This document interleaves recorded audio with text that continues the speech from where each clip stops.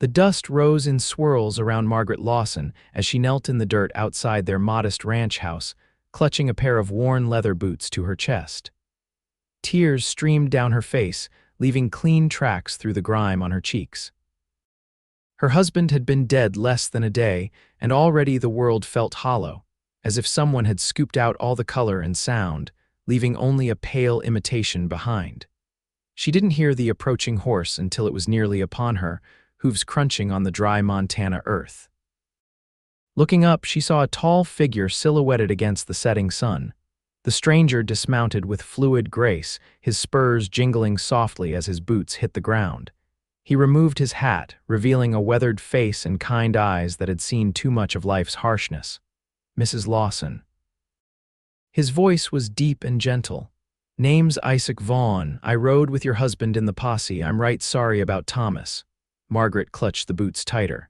"They said it was quick." Isaac nodded, his eyes dropping to the boots in her arms. "He walked proud, didn't he?" the cowboy said softly.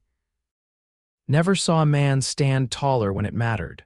Margaret looked up at him, seeing something in his gaze that told her he meant every word.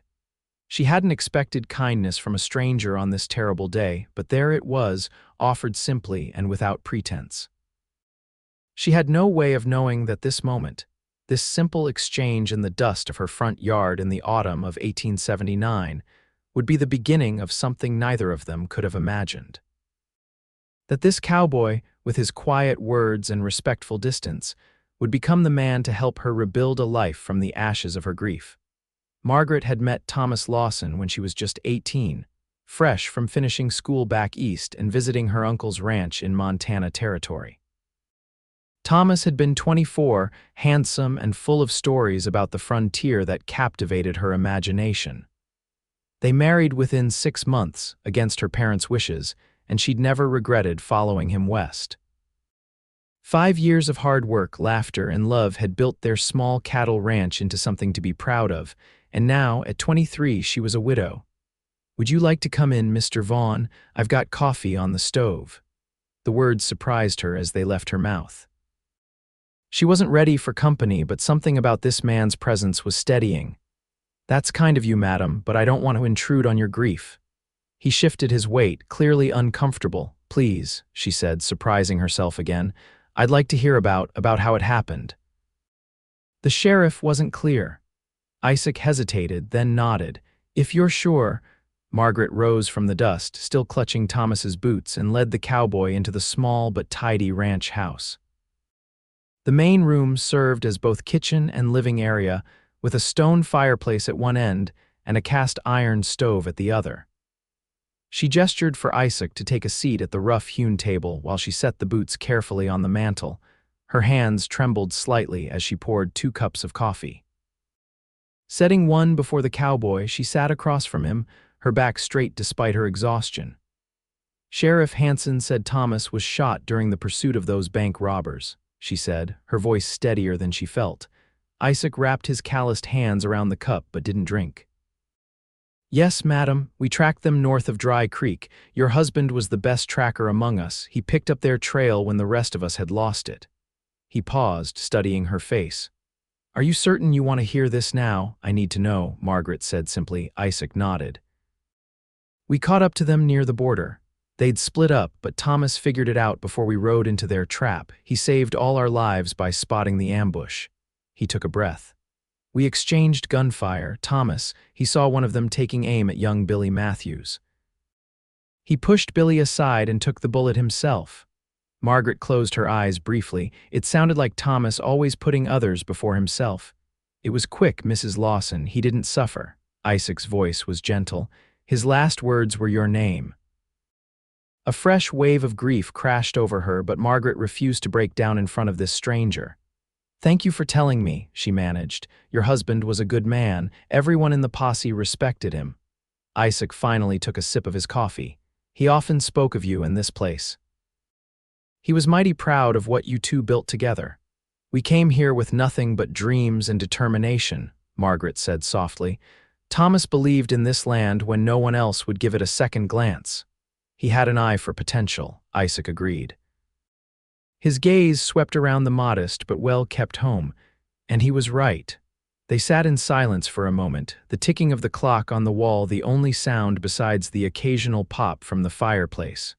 "Mrs. Lawson," Isaac finally said, setting down his cup. "I don't mean to pry, but do you have family nearby? Someone who can stay with you?" Margaret shook her head. "My uncle's ranch is 2 days' ride from here, and my parents are back in Philadelphia." "There are neighbors about 5 miles east, the Hendersons." Isaac frowned. "A woman alone out here, it's not safe." "I'm not helpless, Mr. Vaughn," Margaret said with a hint of steel in her voice. "Thomas taught me to shoot, and I've been running this ranch alongside him since the day we married." "I didn't mean to suggest," Isaac began, but Margaret cut him off. "I know what you meant, and I appreciate the concern." She softened her tone. "But this is my home, and I won't be driven from it by fear." Isaac studied her for a long moment, then nodded. "Your husband said you had spine. I see he wasn't exaggerating." The funeral was held 2 days later in the small cemetery outside of town. Nearly everyone from the settlement of Timber Creek came to pay their respects. Thomas had been well-liked fair in his business dealings and generous with his help when neighbors needed it. Margaret stood dry-eyed by the grave, dressed in black, her honey-colored hair pulled back severely under her bonnet. She accepted condolences with quiet dignity, though each sympathetic touch threatened to crack her composure. Isaac Vaughn stood at the edge of the gathering, his hat in his hands, watching her. He'd known Thomas Lawson for only a year, since he joined the local ranch hands after drifting in from Wyoming, but he'd respected the man immensely. Now, seeing his widow's courage in the face of such loss, he understood better why Thomas had spoken of her with such pride. After the last of the mourners had departed, Margaret remained by the fresh grave, unwilling to leave. The pastor had gently suggested she return home, but she'd asked for a few minutes alone. As the sun began to set, painting the Montana sky in brilliant oranges and purples, she heard footsteps behind her. "Mrs. Lawson," Isaac's voice was soft, "it'll be dark soon. Let me escort you home." She turned to find him leading his horse and the wagon she'd arrived in. She'd been standing there longer than she realized. "Thank you, Mr. Vaughn," she said, her voice hoarse from disuse and suppressed emotion. He helped her onto the wagon seat, then mounted his horse to ride alongside. They traveled in silence through the gathering dusk, the creak of the wagon wheels and the steady clip of hooves the only sounds in the vast landscape. Margaret stared straight ahead, her mind oddly blank after days of tumultuous grief. She felt empty, hollowed out, as if something essential had been carved from her chest, leaving only an echo where her heart had been. "My husband often said that Montana sunsets were God's way of showing off," she said suddenly, surprising herself. Isaac glanced at her, then at the last fading colors on the horizon. He wasn't wrong about that. When they reached her ranch, Isaac insisted on seeing her safely inside and checking the property before leaving.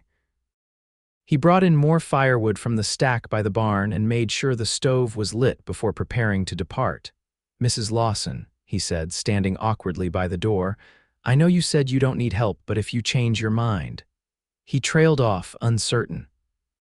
Margaret looked up at him, really seeing him for the first time. Isaac Vaughn was tall and lean, with the weathered complexion of a man who lived in the saddle.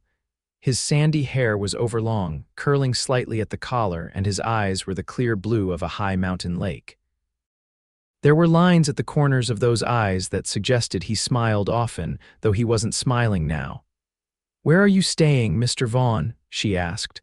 "I've got a room at the boarding house in town," he replied. "Been working at the R Ranch for Mrs. Reynolds since her husband passed last winter." "The R is a good operation," Margaret said with a nod. "Judith Reynolds is a fair employer." "That she is," Isaac agreed. He shifted his weight, clearly ready to leave but hesitant to do so. "Mrs. Lawson, I'd like to check on you tomorrow if that's all right. Maybe help with any chores that need doing." Margaret's first instinct was to refuse. She didn't need charity or pity. But the truth was, there were tasks around the ranch that required more strength than she possessed, especially with winter approaching. "That would be kind of you, Mr. Vaughn," she said finally, "but I insist on paying you for your time. Isaac shook his head firmly. No, madam. I won't take payment for helping my friend's widow. Thomas would have done the same for any of us. Margaret knew it was true. Thomas had never turned away anyone in need.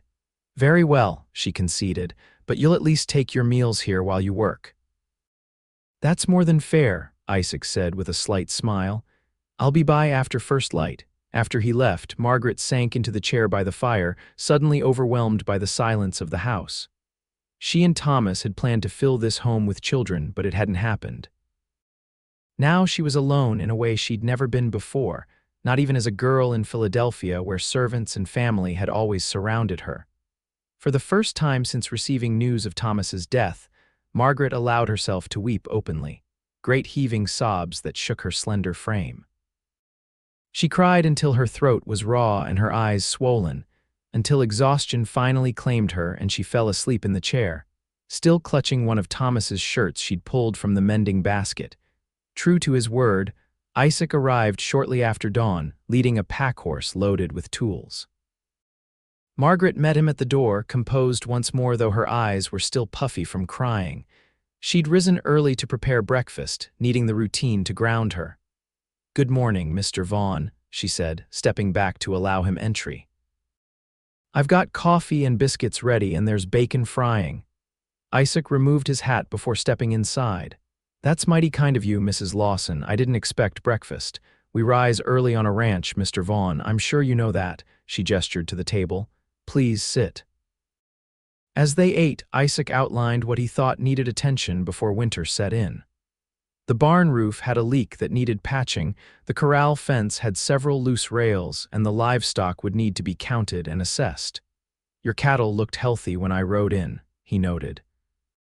"But with winter coming, you might consider selling some rather than trying to feed them all through till spring." Margaret nodded. "Thomas and I had discussed that. We were planning to drive about 30 head to market next week." Her voice caught slightly at the mention of plans made when her husband was alive. "I could help with that drive if you'd like," Isaac offered, "or find some trustworthy men to do it." "I'll think about it," Margaret said. She wasn't ready to make decisions yet, especially ones that involved trusting strangers with her livelihood. After breakfast, Isaac set to work on the barn roof while Margaret tended to her usual chores. She fed the chickens, collected eggs, and checked on the 2 milk cows in the small pasture near the house. The familiar routine was comforting, though each task reminded her of Thomas's absence. At midday, she called Isaac in for the noon meal. He arrived with his shirt damp with sweat despite the cool October air, and she noticed the quiet efficiency with which he washed up at the pump outside before entering her kitchen. There was something reassuring about his presence, solid and uncomplicated. "Roof's patched," he reported as he sat at the table. "It'll hold through the winter now. I'll start on the corral this afternoon." "Thank you," Margaret said, serving him a bowl of stew she'd prepared the previous day. I appreciate the help more than I can say." Isaac nodded, accepting both the food and her gratitude without comment. He ate with the healthy appetite of a man who worked hard, and Margaret found herself wondering about him. "Mr. Vaughn," she ventured, "how is it you came to Montana? Thomas mentioned you were from Wyoming originally." Isaac looked up, surprised by her interest. "Born in Wyoming, yes, but I've been moving around since I was 16. Worked ranches in Colorado, Texas, even up in Dakota Territory for a spell." He took a sip of water, "Came to Montana about a year ago. Liked the country and decided to stay for a while." "No family?" Margaret asked. A shadow crossed his face. "Lost my parents to fever when I was young, raised mostly by my grandmother until she passed. Got an older brother somewhere in California, but we haven't kept in touch." "I'm sorry," Margaret said softly. Isaac shrugged. "It's the way of things out here. People come and go." He glanced at her. "What about you? Thomas said you were from back east." "Philadelphia," Margaret confirmed. "My father is a banker.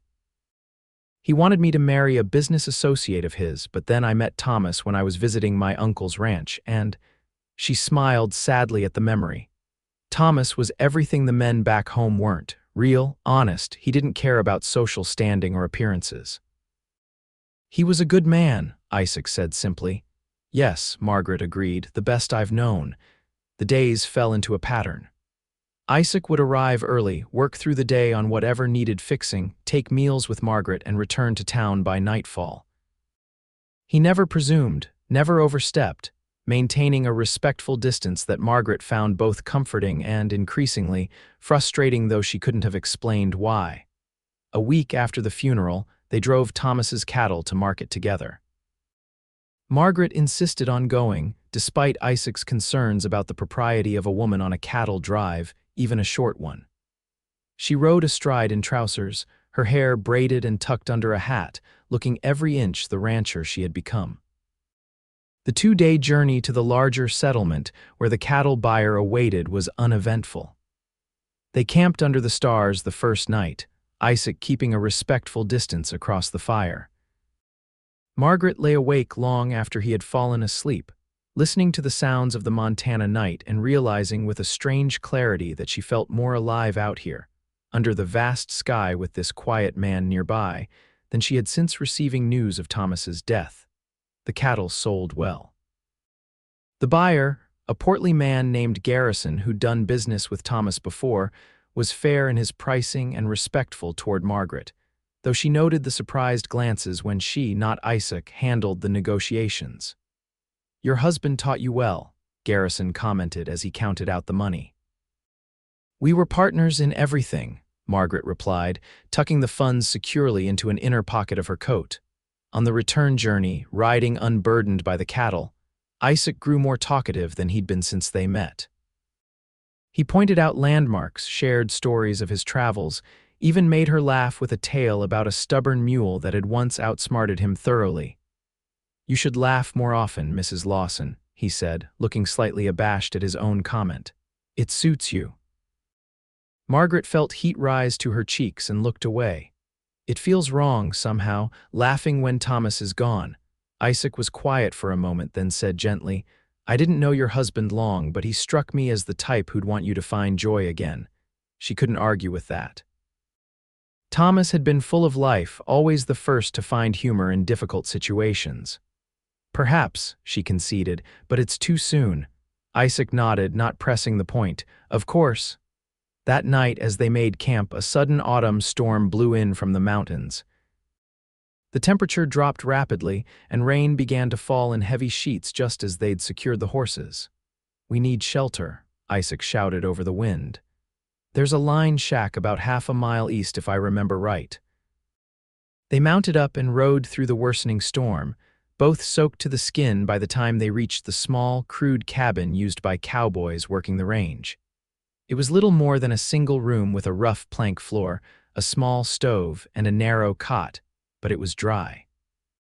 Isaac bustled about efficiently, starting a fire in the stove with the wood stacked beside it while Margaret unsaddled the horses and secured them in the small lean-to attached to the cabin. When she returned, dripping and shivering, Isaac had the stove going and was searching through the cabin's meager supplies. "Not much here," he reported. "Some beans, coffee, jerky, but it'll do for the night." He looked at her with concern. "You need to get out of those wet clothes before you catch your death." Margaret wrapped her arms around herself, suddenly very aware of their situation alone in this tiny cabin, miles from anywhere with only one bed. Isaac seemed to realize it at the same moment. "I'll step outside while you change," he said quickly. "Wrap up in that blanket on the cot. I'll hang our things by the stove to dry." "You're soaked through as well," Margaret pointed out. "You can't stay out in this storm." "I'll manage," he said firmly. Margaret shook her head. "Don't be foolish, Mr. Vaughn. Turn your back if propriety demands it, but I won't have you risking pneumonia on my account." Isaac hesitated, then nodded and turned to face the wall. Margaret quickly stripped off her sodden clothing, wrapping herself tightly in the rough wool blanket from the cot. Her wet hair hung in tangles down her back. "You can turn around now," she said, her voice steadier than she felt. Isaac did so cautiously, keeping his eyes averted. He took her wet clothes and hung them carefully from nails in the wall beams near the stove, then removed his own coat and shirt, hanging them as well.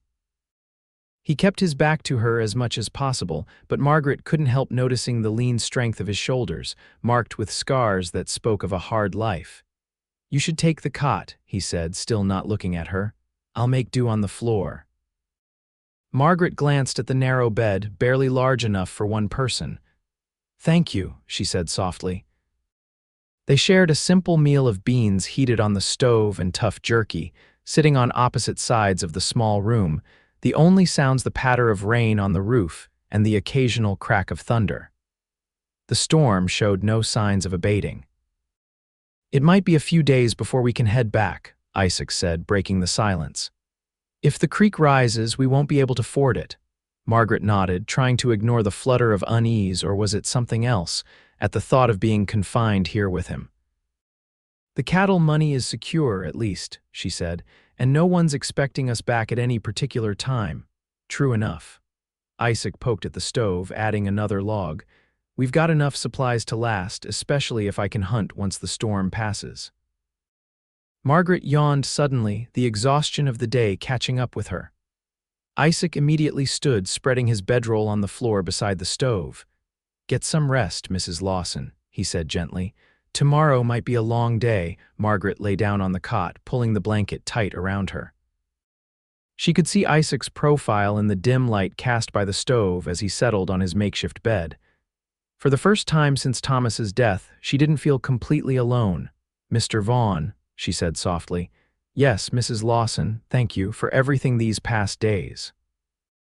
There was a pause before he replied, You're welcome, Margaret. It was the first time he'd used her given name, and something about the way it sounded in his low, gentle voice made her heart beat a little faster. She closed her eyes, willing sleep to come, trying not to think about the man lying just a few feet away or the confusing feelings his presence stirred. The storm raged for 2 more days, keeping them confined to the small cabin. They fell into a routine of sorts. Isaac would step outside to tend the horses and gather more firewood while Margaret tidied the cabin and prepared what simple meals they could from the limited supplies. They talked more freely than they had before, sharing stories of their lives. Margaret learned that Isaac had fought briefly in the closing days of the Civil War, though he was reluctant to speak much about it. He'd worked as a cowhand since he was 14, drifting from ranch to ranch, never staying in one place for long. What made you stay in Montana? She asked on the second evening as they sat by the stove, their clothes finally dry. Isaac considered the question. The land, I suppose. It gets under your skin after a while, and the people are honest for the most part. Is that why Thomas hired you for the posse, because you're honest? Isaac smiled slightly. Maybe, or maybe because I'm a fair shot and can track reasonably well. He looked at her curiously. What about you? Do you ever miss the comforts of Philadelphia? Margaret thought about it. Sometimes, she admitted. Hot baths and proper tea services and bookshops. But I wouldn't trade this life for all of that. There's a freedom here that I never found back east. Her voice softened. Thomas understood that. He said I was born with a wandering heart that just needed the right place to settle. Seems he was right about a lot of things, Isaac observed. On the third morning, they awoke to sunshine streaming through the cabin's single window. The storm had passed, leaving behind a washed, clean world sparkling with dew. Creek might still be high, Isaac warned as they prepared to leave, but we should be able to find a crossing. Margaret felt a curious reluctance to depart the small shelter that had been their world for these few days. Here, isolated from everything, she'd been able to forget momentarily the weight of her grief and the uncertain future that awaited her. Yes, she said, busying herself with packing their few belongings. We should get back. Isaac studied her face. Margaret, he said gently, what will you do now? About the ranch, I mean. It was a question she'd been avoiding. I don't know, she admitted. I can manage for a while with the money from the cattle, but winter's coming. You could sell, Isaac suggested cautiously. Use the money to go back east. Margaret shook her head firmly. No, that ranch was Thomas's dream, our dream. I won't abandon it. She looked up at him. But I may need to hire help. Something flickered in Isaac's eyes. I'd be willing, he said. If you'd have me. The offer hung in the air between them, weighted with possibilities neither was ready to acknowledge. Let's get home first, Margaret said finally. Then we can discuss arrangements. They rode in companionable silence, finding a safe crossing at the creek which, as Isaac had predicted, was running high but passable. By mid-afternoon, the familiar outline of Margaret's ranch appeared on the horizon. As they approached, Isaac suddenly reined in his horse, his posture alert. "What is it?" Margaret asked, noting his tension. "Smoke," he said tersely. "Too much for just a chimney." Margaret looked ahead and saw it then, a dark plume rising from where her house should be. Without a word, she urged her horse forward, heart pounding with dread. The scene that greeted them was devastating. The ranch house was a smoldering ruin, the barn's door hanging askew and the corral empty of the horses they'd left behind. Margaret dismounted and walked numbly toward what remained of her home. The fire had been recent, parts of the structure were still burning, and the air was heavy with the smell of smoke and char. "Raiders," Isaac said grimly, examining tracks in the dirt. "Or maybe those bank robbers looking for revenge." Margaret stood among the ruins, shock giving way to a cold fury. Everything she and Thomas had built, everything she had left of their life together, gone. She knelt and picked up a charred piece of wood, all that remained of the mantel where she'd placed Thomas's boots. Isaac approached cautiously, his face tight with anger. "Margaret, I'm so sorry." She looked up at him, her eyes dry but blazing. "They took everything," she said, her voice steady despite the rage building inside her. "Not everything," Isaac countered. "You're alive. We have the horses and the cattle, money." He hesitated, then added, "And you have friends, you're not alone in this." Margaret rose, still clutching the piece of charred wood. "No," she agreed, "I'm not alone." She gazed at the devastation around her, then straightened her shoulders. "And I'm not beaten either." Isaac's expression softened with admiration. "No, madam, you certainly are not." They salvaged what they could from the ruins, a cast iron skillet miraculously intact, a few tools from the barn, a trunk of linens that had been protected by a fallen beam. The horses were gone, likely stolen by the raiders, but the milk cows had wandered to a far pasture and survived. "We should go to town," Isaac said as evening approached. "Report this to the sheriff. You can stay at the hotel." Margaret nodded, too exhausted to argue. They rode double on Isaac's horse, Margaret seated behind him, her arms around his waist for balance. The solid warmth of him was comforting in a way she wasn't ready to examine too closely. Sheriff Hanson was appropriately outraged by the attack on the Lawson ranch. Likely those same outlaws, he theorized, pacing his office. Thomas helped track them down, so they took revenge on his widow. "Cowards," he spat. "Will you go after them?" Margaret asked, sitting stiffly in a chair, still covered in soot from the ruins of her home. The sheriff looked uncomfortable. "Mrs. Lawson, those men crossed into Canada last we heard, outside my jurisdiction." He glanced at Isaac. "We could form another posse, but the trail's likely cold by now." Isaac's jaw tightened, but he said nothing. "I see," Margaret said coldly. "So they get away with murder and arson." "Now, Mrs. Lawson," the sheriff began placatingly, "I understand you're upset." "Upset," Margaret interrupted, rising to her feet. "My husband is dead, my home is destroyed, and the men responsible are free to continue their crimes." "Upset doesn't begin to cover it, Sheriff." Hanson had the grace to look ashamed. "I'll send telegrams to the Canadian authorities," he offered, "and we'll keep an eye out for any sign of them returning to the territory." It was small comfort, but Margaret knew it was the best she could expect. She nodded curtly and left the office, Isaac following close behind. The hotel in Timber Creek was modest but clean, catering mainly to travelers passing through to larger settlements. The proprietor, a plump woman named Mrs. Holloway, fussed over Margaret when she heard what had happened. "You poor dear. Of course we have a room for you, the very best one with a real porcelain tub, and I'll send up hot water right away. You look like you could use a proper bath and a hot meal." Margaret accepted the kindness gratefully, the prospect of clean clothes donated by Mrs. Holloway, who was fortunately of similar size, and a bath was suddenly the most appealing thing she could imagine. "Thank you," she said to Isaac as they stood in the hotel lobby. "For everything today, I don't know what I would have done if." "Don't mention it," he cut in gently. "Get some rest. I'll check on you in the morning." As he turned to leave, Margaret impulsively caught his arm. "Where will you stay?" "Boarding house, same as before," he replied. I'm used to less fancy accommodations than this. He smiled slightly to show he was teasing. Margaret didn't return the smile. Will you come for breakfast? Here, I mean, 8 o'clock. Isaac studied her face, his blue eyes serious. I'll be here. True to his word, Isaac appeared in the hotel dining room at 8 the next morning, freshly shaved and wearing a clean shirt. Margaret was already seated at a table by the window, dressed in a borrowed blue dress that was slightly too large for her slender frame. You look better, Isaac observed as he took the seat across from her. Amazing what soap and hot water can accomplish, Margaret replied with a small smile. And you clean up rather nicely yourself, Mr. Vaughn. A hint of color touched Isaac's weathered cheeks at the compliment. Figured I should make an effort if I'm dining with a lady.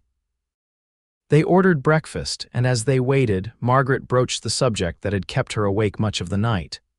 I've been thinking about what to do next, she began. I can't stay at the hotel indefinitely. Isaac nodded, waiting for her to continue. I want to rebuild, Margaret said firmly. The house, the barn, everything. I have the cattle money, and I can sell some of the land if needed for additional funds. She met his gaze directly. I meant what I said yesterday. I won't be driven away from what Thomas and I built. Isaac didn't look surprised. I figured that's what you'd decide. You've got grit, Margaret Lawson. The thing is, she continued, I can't do it alone, not the rebuilding and not running the ranch afterward. She took a deep breath. Your offer yesterday about working for me. Does it still stand? It does, Isaac replied without hesitation. Good. Margaret's shoulders relaxed slightly. Because I'd like to hire you as my foreman, full wages plus room and board once we have a house again. In the meantime, we'll need to arrange temporary shelter at the ranch while we rebuild. Isaac considered this. The bunkhouse wasn't completely destroyed. With some repairs, it could be habitable. You could stay there while we rebuild the main house. We'd need supplies, workers, Margaret mused. I know some men in town who'd be willing to help for fair wages, Isaac offered. Good men who respected Thomas. Their breakfast arrived and they ate while discussing plans for the reconstruction. By the time they finished, they had outlined a strategy. Isaac would hire workers and arrange for lumber and supplies while Margaret secured a loan from the bank to supplement her funds. It won't be easy, Isaac warned. Winter's coming on fast. We might not get the main house finished before the snow flies. Then we'll make do with what we have, Margaret said determinedly. I've learned that much since coming west. Adaptation is survival. Isaac smiled at that. True enough. The next few weeks passed in a blur of activity. True to his word, Isaac found willing workers among the townspeople and neighboring ranchers, many of whom had known and respected Thomas. The bunkhouse was quickly made habitable, with a new roof and repaired walls. Margaret moved in with the few possessions she'd acquired since the fire, donated clothing, basic cooking implements, and the charred piece of mantle she'd recovered from the ruins, which she kept as a reminder of what she'd lost and what she was fighting to rebuild. Work on the main house progressed more slowly, hampered by early snow flurries and the difficulty of obtaining certain supplies that had to be brought in from larger settlements. Margaret worked alongside the men whenever possible, learning to notch logs and lay floorboards, her hands growing rough with labor but her spirit strengthening with each day's progress. Isaac proved to be an excellent foreman, organizing the work efficiently and dealing fairly with the hired hands. He slept in the barn, refusing Margaret's offer to share the bunkhouse, maintaining a propriety that both frustrated and relieved her. Their relationship remained strictly professional in public, though Margaret was increasingly aware of his presence, the way his eyes followed her when he thought she wasn't looking, the gentle concern that underlay his respectful demeanor. As November deepened toward December, the main house had walls and a roof, but was still far from complete inside. The first heavy snowfall convinced Margaret to postpone further major construction until spring. We've done good work, Isaac assured her as they stood surveying the partially completed house. It'll be ready for finishing touches when the weather breaks, Margaret nodded, pulling her shawl tighter against the biting wind. I'm grateful for all you've done, Isaac. I couldn't have managed without you, He looked down at her, snowflakes catching in his sandy hair. "You're stronger than you know, Margaret. You'd have found a way." "Perhaps," she conceded, "but I'm glad I didn't have to find out." That evening, as a full-fledged blizzard howled outside, Margaret sat in the bunkhouse beside the stove, mending a tear in her work shirt. Isaac had come in from checking on the livestock, bringing a blast of cold air with him. His face was red from the wind, his expression troubled. "Storm's getting worse," he reported, stamping snow from his boots. "Might last a few days from the look of it." Margaret set aside her mending. "Is everything secure as it can be?" He removed his coat and hung it by the stove to dry.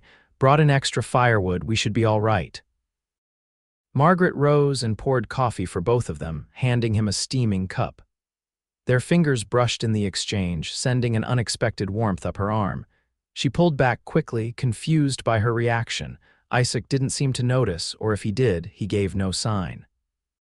He sipped the hot coffee gratefully, standing close to the stove for warmth. "What is it?" Margaret asked, noting the continued furrow in his brow. "You're worried about something besides the storm." Isaac hesitated, then set down his cup. "I got word in town yesterday. Those bank robbers have been spotted north of here, just south of the Canadian border." Margaret stiffened. "The men who killed Thomas, who burned my ranch," Isaac nodded. "Sheriff Hansen got a telegram from a settlement up that way. They robbed another bank, killed 2 people. "And no one's going after them?" Margaret asked incredulously. "The territorial marshals are supposedly on their trail, but with this storm," he shrugged, "they'll hole up somewhere until it passes, same as everyone else." Margaret turned away, anger and grief rising fresh within her. "So they continue to destroy lives while justice moves at a snail's pace. That's the way of it out here sometimes," Isaac said gently, "but they'll face consequences eventually. Men like that always do." "Tell that to Thomas," Margaret said bitterly. "Tell that to our home that they burned to the ground." Isaac moved closer, stopping just short of touching her. "Margaret," he said softly, "holding on to this anger will only burn you up inside. Believe me, I know." She turned to face him. "How could you know?" Something dark and pained flashed in his eyes. "Because I've been where you are, hungry for justice that never seems to come." Margaret studied his face, seeing the old scars of grief there. "Your family, the fever you mentioned," Isaac shook his head. "It wasn't fever that took my parents. It was raiders during the war. I was 14, my brother 16. We weren't home when it happened." His voice was flat, as if he'd drained all emotion from the memory to make it bearable. "We tracked the men responsible for nearly a year, all the way into Texas. Did you find them?" Margaret asked quietly. "We found them," Isaac confirmed. "My brother killed 2 before they shot him. I got another before I was wounded." He absently touched his side, where Margaret had noticed a scar while they were trapped in the lined shack. "By the time I recovered, the rest had disappeared. I spent years looking, consumed by it, until one day I realized I'd lost more of my life to them than just my family." Margaret's anger softened in the face of his pain. "I'm sorry, Isaac, I didn't know." "No reason you should have," he replied. "It's not something I talk about." He met her gaze directly.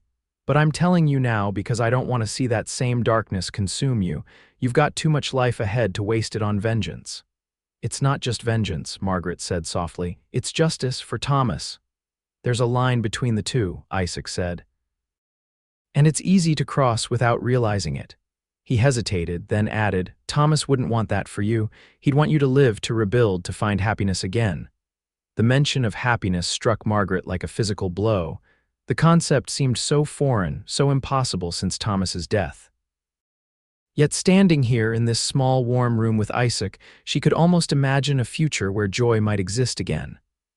"I don't know if I remember how," she admitted, her voice barely audible over the howling wind outside. Isaac's expression softened. "You will," he promised, "in time." The blizzard lasted 3 days, confining them to the bunkhouse except for necessary trips to tend the livestock. They passed the time in conversation, games of checkers played on a board Isaac carved from scraps of wood, and companionable silence. Margaret found herself watching him when he wasn't aware the precise movements of his hands as he whittled by the stove light, the way his brow furrowed in concentration during their checker games, the rare but transformative smile that occasionally lightened his serious demeanor. By the time the storm passed, leaving pristine white drifts sculpted by the wind, something had shifted between them, a subtle warming, like the first hint of spring after a long winter. Nothing was said, nothing acknowledged, but Margaret felt it in the lingering of his gaze, the careful way he helped her through deep snow, the growing ease of their conversations. Christmas approached, bringing with it memories that threatened Margaret's fragile peace. The previous year, she and Thomas had celebrated with a small tree cut from their land, decorated with paper stars and popcorn strings. They'd exchanged modest gifts, a new scarf she'd knitted for him, a silver comb he'd ordered specially from back east for her.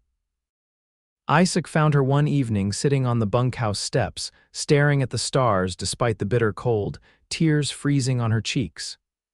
"You'll catch your death out here," he chided gently, draping a blanket around her shoulders. Margaret didn't look at him. "Thomas loved Christmas," she said softly. "He was like a child about it, so excited by the smallest things." Isaac sat beside her close enough that she could feel his warmth. "Tell me," he encouraged. So she did, sharing memories of the 2 Christmases she and Thomas had spent on the ranch, the traditions they'd begun to establish, the plans they'd made for future holidays when they hoped to have children gathered around them. Isaac listened silently, offering no platitudes, simply bearing witness to her grief. When she finally fell quiet, he said, "We should have a Christmas celebration." Margaret looked at him in surprise. "What? Not to replace your memories," Isaac clarified quickly, "but to honor them." Thomas wouldn't want the day to pass unmarked. Margaret considered this. "Perhaps you're right," she said slowly, "but I don't have anything to prepare with no decorations, no special food." "Leave that to me," Isaac said with unexpected firmness. "Just be ready on Christmas Eve." True to his word, Isaac disappeared into town 2 days before Christmas, returning with a small pine tree tied to his saddle and saddlebags bulging with mysterious packages. He refused to let Margaret see what he'd brought, insisting she spend the day of Christmas Eve visiting neighbors while he prepared. When she returned as the early winter darkness fell, the bunkhouse had been transformed. The small tree stood in one corner, decorated with paper stars, pine cones dipped in flour to look like snow, and yes, strings of popcorn. Candles in tin holders cast a warm glow over the simple room, and delicious smells wafted from the cook stove. "Isaac," Margaret breathed, standing in the doorway. "How did you?" He looked almost shy, standing by the stove in his cleanest shirt, his hair still damp from washing. "Had some help from Mrs. Holloway at the hotel, and some of the other ladies in town contributed decorations." He gestured to the table, set with the mismatched dishes they'd collected since the fire but arranged with care.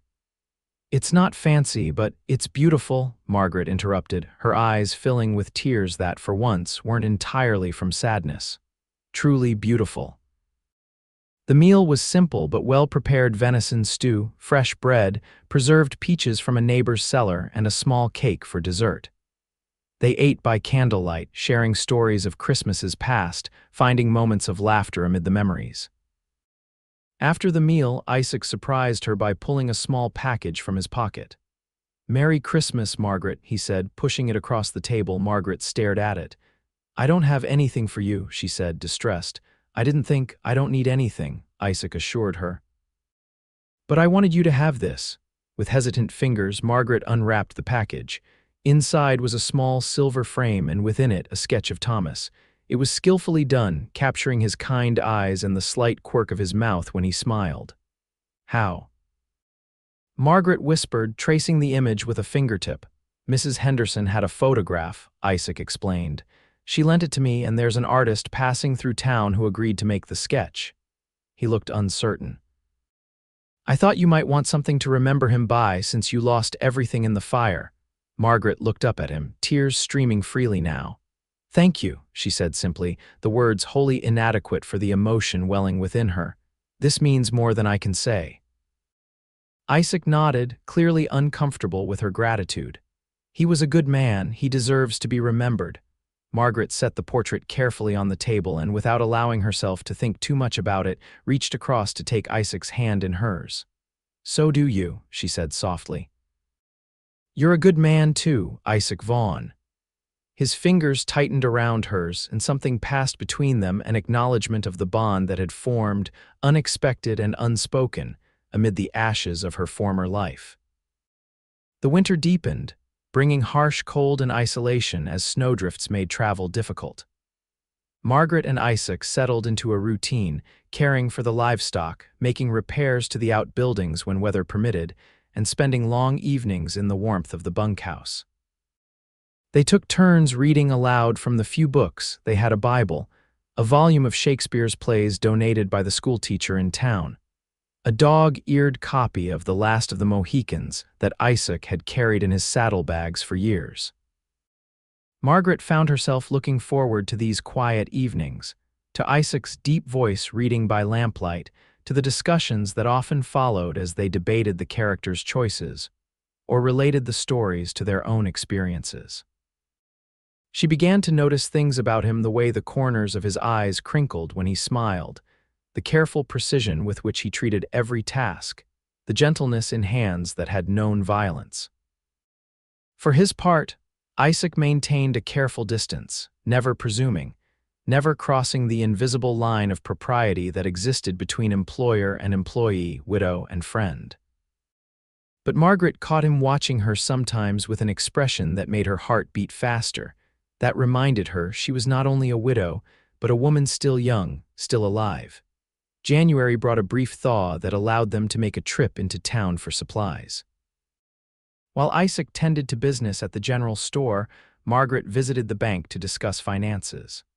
The cattle money was nearly gone, spent on rebuilding materials and wages for the workers who'd helped with construction before winter set in. "You're in a difficult position, Mrs. Lawson," the banker, Mr. Wells, told her with barely concealed condescension. "A woman alone trying to run a ranch. It's not practical. I'd advise you to sell come spring. There are several parties who might be interested." Margaret bristled. "I'm not alone, Mr. Wells. I have a capable foreman and the skills Thomas taught me. The ranch will be profitable again once we've rebuilt." "Perhaps," the banker said dubiously. "But in the meantime, I'm afraid I can't extend any further credit. The current loan must be repaid before I could consider another." It was a blow, but not an unexpected one. Margaret left the bank with her head high, refusing to show the worry that gnawed at her. Without additional funds, completing the house in spring would be difficult, and purchasing new livestock to replace those lost in the raid nearly impossible. Isaac found her waiting by the wagon, her face composed but her eyes troubled. "Bad news?" he asked quietly as he loaded their supplies. "Nothing we can't handle," Margaret replied with more confidence than she felt. "Mr. Wells is reluctant to extend more credit, that's all." Isaac's jaw tightened. Wells never did think much of women running businesses. His wife wanted to open a millinery shop last year, and he shut that down quick enough. "It's not just that I'm a woman," Margaret said as they climbed onto the wagon seat. "It's good business sense not to loan more until the first loan is repaid. We'll find another way." Isaac glanced at her. "I've got some savings," he offered. "Not much, but no," Margaret cut him off firmly. "You've done more than enough already. I won't take your money, too." "It wouldn't be taking," Isaac argued. "It would be investing. In our future, in the ranch's future, I mean," he amended quickly, a flush rising on his weathered cheeks. Margaret pretended not to notice the slip. "Thank you, but no, we'll manage with what we have." They rode in silence for a while, the wagon creaking through the slushy snow. Finally, Isaac said, "There's another option you might not have considered." Margaret looked at him questioningly. "There's talk in town that the territorial marshal is organizing a posse to go after those bank robbers. They've hit 2 more places since we last heard." Isaac kept his eyes on the trail ahead. "There's a reward being offered, substantial." Margaret stared at him. "You're not suggesting—" $500 per man captured alive," Isaac continued, "double that for the leader." He finally met her gaze, enough to finish the house and restock the herd with plenty left over. "Absolutely not," Margaret said firmly. I've already lost my husband to those men. I won't risk losing. She stopped abruptly, unable to complete the thought. Losing what, Margaret? Isaac pressed gently. She looked away. My foreman, she said finally. The ranch needs you. Isaac was quiet for a long moment. Is that all I am to you? Your foreman? The question hung in the cold air between them, demanding an honesty Margaret wasn't sure she was ready to give. No, she admitted softly. You're my friend, the person who helped me when I had nothing left, the one who. She swallowed hard, the one who made me believe I could live again after Thomas. Isaac's expression softened. Then trust me to come back to you, he said. I know these mountains better than most. I've tracked men like these before. That's what worries me, Margaret replied. You've told me what happened the last time you went after killers. Your brother died and you were nearly killed yourself. I was a boy then, Isaac pointed out. Reckless with grief and rage, I'm neither of those things now. Margaret studied his face, seeing the resolve there. You've already decided, she realized. I need to do this, Isaac confirmed. Not just for the money, though God knows we need it. But because those men killed your husband, my friend, and they need to answer for it. He hesitated, then added more softly, and because I need to know you're safe. As long as they're free, there's a chance they might return to finish what they started. Margaret couldn't argue with that logic, much as she wanted to. The fear of the raiders returning had haunted her dreams since the fire. When, she asked simply. The marshal's gathering men next week. We'll ride out as soon as the weather holds. He reached over and covered her gloved hand with his own. I promise you, Margaret, I'll come back. Don't make promises you can't keep, she said, her voice tight with fear. I mean to keep this one, Isaac replied with quiet determination. I've got something to come back for now. The next week passed too quickly. Isaac prepared methodically, cleaning his rifle, checking his ammunition, packing provisions for what might be a long journey. Margaret watched him with growing dread, unable to shake the feeling that history was repeating itself. Another man she cared for riding off to confront danger, perhaps never to return. The night before his departure, they sat by the fire after a simple meal, neither speaking much, both acutely aware of the separation to come. Finally, Margaret broke the silence. I've been thinking, she said, her fingers busy with mending to avoid meeting his eyes. When you return, we should discuss your position here. Isaac looked up sharply. My position? Yes, Margaret continued, her heart pounding. The current arrangement, you sleeping in the barn, me in the bunkhouse, it made sense for the winter, but once the house is completed. Once the house is completed, Isaac prompted when she faltered. Margaret set aside her mending and finally met his gaze. It seems foolish to have built a house with 2 bedrooms if I'm to live in it alone, understanding dawned in Isaac's eyes. Margaret, are you saying? I'm saying that I care for you, she said simply. More than I expected to, more than I thought possible after Thomas, and I think I hope that you might feel something for me as well. Isaac moved from his chair to kneel before her, taking her hands in his. I felt something from the first moment I saw you, he confessed. Sitting in the dust, holding Thomas's boots, so brave despite your grief. He swallowed hard. But I never wanted to presume or to dishonor his memory or yours. Thomas would want me to be happy, Margaret said, echoing Isaac's own words to her months before. He would want me to live fully, not just survive. She squeezed his hands. And I think he would approve of the man who's helped me do that. Isaac raised one hand to gently touch her cheek. When I come back, he said softly, we'll talk about those 2 bedrooms and whether we might only need one. Margaret leaned into his touch. Just come back, she whispered. That's all I ask. I will, he promised. And then, slowly, giving her every chance to pull away, he leaned forward and kissed her. It was a gentle kiss, almost tentative, but it awakened something in Margaret that had been dormant since Thomas's death, a hunger for life, for connection, for a future that held more than just survival. She responded with a fervor that surprised them both, her hands moving to his shoulders, drawing him closer. When they finally parted, both breathless, Isaac rested his forehead against hers. I've wanted to do that for a very long time, he admitted. Why didn't you? Margaret asked, her fingers tracing the line of his jaw. It didn't seem right, he said. You were grieving and I was your employee, and he sighed, I was afraid you'd send me away if you knew how I felt. Never, Margaret assured him. Even when I wasn't ready to acknowledge my feelings for you, I needed you here, not just for the work you do, but for. She searched for the words, for the way you make me feel less alone in the world.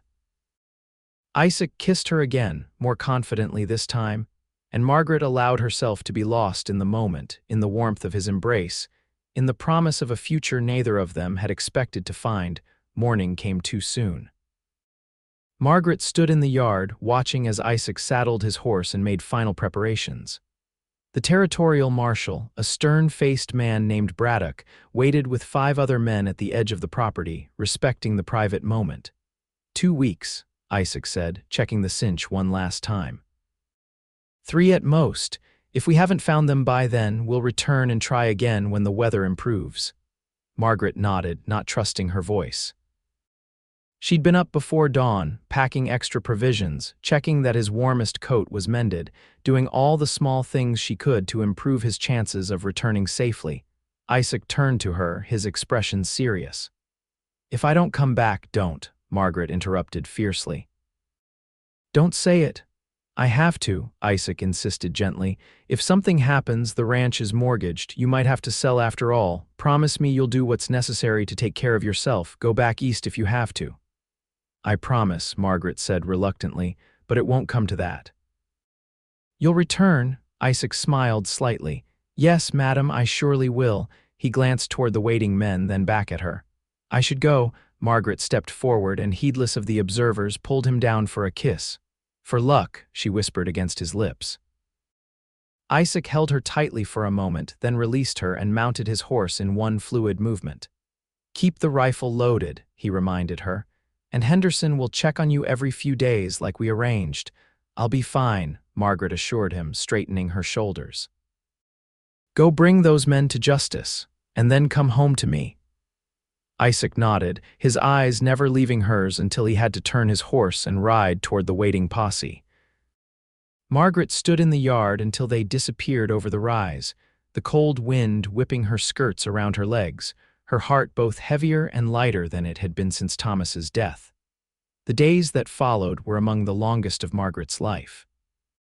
She kept busy with the endless chores of the ranch, grateful for the physical exhaustion that allowed her to sleep despite her worries. True to his word, Mr. Henderson from the neighboring ranch rode over every 3rd day to check on her and help with the heavier tasks. Any news? She would ask each time, and each time the answer was the same: nothing yet. A week passed, then 10 days. Margaret found herself standing at the window for long periods, scanning the horizon for riders, starting at every distant sound. She slept poorly, haunted by dreams of Isaac wounded or worse, calling her name as she ran through endless forests trying to find him. On the 12th day, a late winter storm blew in, bringing heavy snow and bitter temperatures. Margaret paced the bunkhouse, sick with worry, imagining Isaac and the posse caught in the open without adequate shelter. She prayed as she hadn't since Thomas's death, bargaining with God for Isaac's safe return. The storm lasted 2 days, leaving the world blanketed in white. On the morning of the 15th day since Isaac's departure, Margaret was in the barn feeding the livestock when she heard horses approaching. Her heart leapt, and she rushed outside, shielding her eyes against the glare of sun on snow. 3 riders were approaching slowly, one leading a riderless horse. As they drew closer, Margaret recognized the marshal's distinctive hat and the bulky form of one of the other posse members. The 3rd rider was slumped in his saddle, and with a cold shock of fear, Margaret realized it was Isaac. She ran through the snow, heedless of the cold seeping through her boots. "Isaac," she called, her voice breaking. The marshal raised a hand in greeting, then gestured toward Isaac.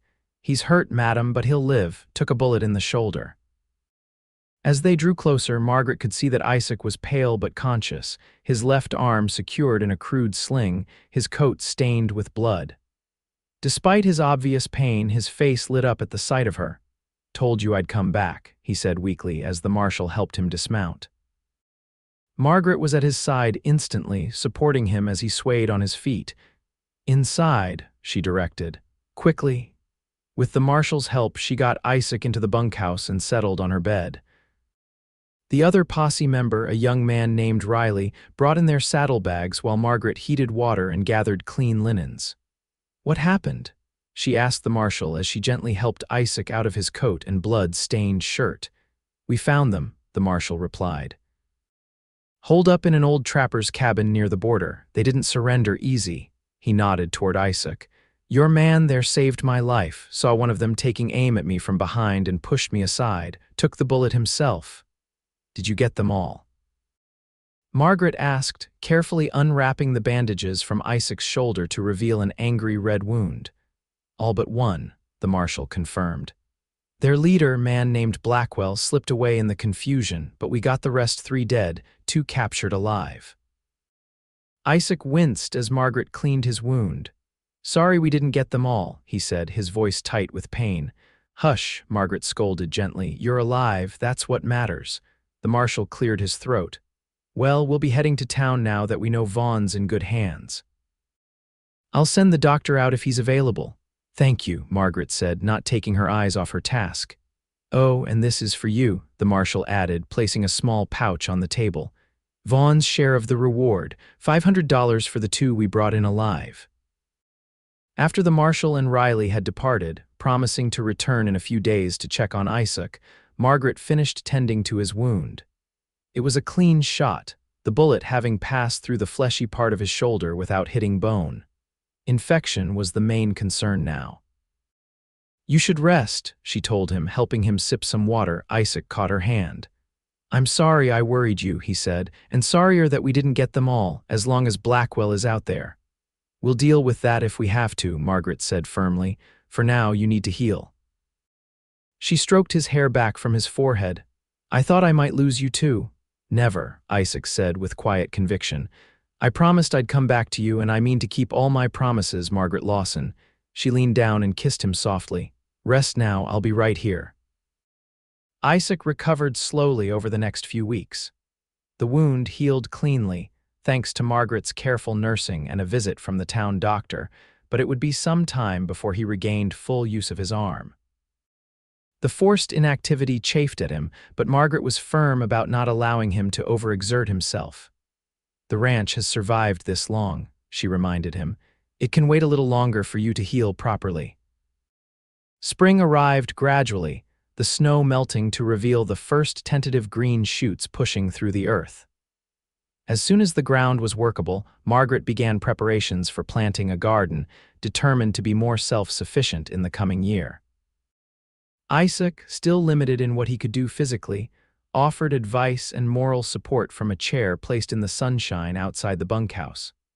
"We should start work on the house again soon," he said one mild afternoon as Margaret turned over soil for her vegetable patch. "With the reward money, we can hire help, get it finished before summer." Margaret paused, leaning on her spade. "About that," she said carefully, "I've been thinking we might do something else with that money." Isaac raised an eyebrow. "Oh." "The house can wait a little longer," Margaret explained. "We're managing well enough as we are, but we need cattle if the ranch is to be profitable again, and horses." "True enough," Isaac agreed, "but you need a proper home, Margaret." She smiled at him. "I have a home. It's not the building that matters, it's—" She gestured between them. "It's this, us." Isaac's expression softened. "Even so, I'd rather not ask for your hand while we're still living in a bunkhouse and a barn." Margaret's heart skipped a beat. "Is that something you're planning to do, Mr. Vaughn? Ask for my hand?" Isaac held her gaze steadily. "Been planning it since the day I rode out with that posse," he admitted. "Just waiting until I'm whole again and until I can offer you a proper home." Margaret set down her spade and walked to him, heedless of the dirt on her hands and dress. "Isaac Vaughn," she said, taking his face between her soil-stained palms, "I don't need a grand proposal or a fancy house. What I need is you beside me, building a life together." "Is that a yes, then?" Isaac asked, his blue eyes crinkling at the corners. "Even though I haven't properly asked yet, it's a yes," Margaret confirmed, bending to kiss him. "Whenever you get around to asking." They compromised on the use of the reward money, allocating part for the completion of the house and part for the purchase of new livestock. Word spread quickly through the community that the Lawson Ranch was rebuilding in earnest, and offers of help came from unexpected quarters. The banker, Mr. Wells, perhaps sensing a profitable enterprise in the making, extended additional credit. Neighbors contributed labor, materials, and in one case, a gift of 2 fine breeding heifers from the Hendersons. By late April, the main house was nearly complete, with just finishing touches remaining. They'd purchased a small herd of cattle and 4 horses, including a spirited mare that Margaret claimed as her own. The garden was planted, and the first shoots were already visible in neat rows. On a perfect spring evening, with the setting sun painting the new house in golden light, Isaac took Margaret's hand and led her to a spot beneath a towering cottonwood tree, the same spot where she had sat in the dust, holding Thomas's boots on the day they first met. "I thought it fitting," Isaac said, noting her recognition of the location. "This is where our story began in a way." Margaret squeezed his hand. "A sad beginning," she observed, "but not a sad story, I hope," Isaac replied. "No," Margaret agreed softly, "not sad at all." Isaac took both her hands in his. "Margaret Lawson," he said, his voice steady and sure, "I came to Montana looking for nothing more than honest work and perhaps some peace. I never expected to find you or to discover that my heart had room for the kind of love I feel when I'm with you." He knelt before her, wincing slightly as the movement pulled at his healing shoulder. "I'm not a wealthy man, and I can't promise you an easy life, but I can promise to stand beside you through whatever comes, to work this land with you, to build a home and a family if you want those things." He reached into his pocket and produced a simple gold band. "Will you marry me, Margaret?" Margaret looked down at this man who had entered her life on the worst day she'd ever known and had, somehow, become her reason to hope for tomorrow. "Yes," she said, her voice clear and certain. "Yes, I will marry you, Isaac Vaughn." He slipped the ring onto her finger, a perfect fit, and rose to his feet, drawing her into his arms. Their kiss was a promise, a beginning, a declaration that grief might shape a life but need not define it. "He would approve, I think," Margaret said softly when they parted. "Thomas, I mean, he would be glad I found you." Isaac nodded, his expression solemn. "I believe he would. He loved you enough to want your happiness above all." "And I am happy," Margaret realized with a sense of wonder. "Despite everything, I'm truly happy." They were married in early June, a simple ceremony in the newly completed house with neighbors and friends in attendance. Margaret wore a new dress of pale blue, with wildflowers in her hair instead of a veil. Isaac, still sometimes favoring his injured shoulder, stood tall and proud beside her as they spoke their vows. Sheriff Hanson was among the guests, bringing news that the remaining bank robber, Blackwell, had been captured in Canada and would face justice for his crimes. It was the final piece of closure Margaret needed, the last shadow lifted from their new beginning. The celebration lasted well into the evening, with music and dancing and more food than the small community had seen in one place for years. As the sun set, painting the Montana sky in brilliant hues of orange and purple, Isaac found Margaret standing on the porch of their new home, watching the colors fade. "Happy?" he asked, slipping an arm around her waist. "More than I ever thought possible again," she replied, leaning into him. "It feels almost wrong sometimes to be this happy after losing Thomas." "I don't think happiness dishonors grief," Isaac said thoughtfully. "They can exist together like day and night. One doesn't erase the other, they're just different parts of a whole life." Margaret turned in his arms to face him. "When did you get so wise, Cowboy?" Isaac smiled, the expression transforming his serious face. "Must be the company I keep, Mrs. Vaughn." Margaret's heart still skipped at the new name. "I like the sound of that," she admitted. "So do I," Isaac murmured, bending to kiss her as the first stars appeared in the darkening sky. 2 years later, Margaret sat on the porch of their thriving ranch, a sleeping infant cradled in her arms. Thomas Isaac Vaughn, named for 2 good men, had his father's blue eyes and his mother's determined chin. At 6 months old, he was already showing signs of a strong will and a curious nature. Isaac emerged from the barn, his stride easy and confident, his shoulder long healed though it still troubled him in cold weather. He paused to speak with one of the ranch hands. They employed 3 now, with plans to hire more as the operation continued to grow, then made his way to the porch. "How's my boy?" he asked, his voice softening as he looked at his sleeping son. "Finally napping after fighting it for an hour," Margaret replied with a tired smile. "He's as stubborn as his father." "Got that from his mother, I'd say," Isaac countered, sitting beside her and draping an arm around her shoulders. They sat in companionable silence, watching the activity of the ranch, horses in the corral, cattle grazing in the distance, a wagon approaching with supplies from town. It was everything they'd worked for, everything they'd built together from the ashes of loss. "I was thinking about the first day we met," Margaret said suddenly. "How lost I felt, how certain I was that my life had ended along with Thomas's." Isaac tightened his arm around her. "I remember. You were the strongest person I'd ever seen, sitting there in the dust holding his boots. I didn't know what to say to ease your pain. But you found the right words," Margaret reminded him. "He walked proud, didn't he?" It was exactly what I needed to hear, an acknowledgement of who he was, not just that he was gone. Isaac nodded. "I meant it too. He did walk proud, had every right to, with what you two had built together." Margaret looked out at their ranch, their home, their life. "And now we walk proud together," she said softly, "building something new, something that honors the past but doesn't dwell in it." "That we do, love," Isaac agreed, pressing a kiss to her temple.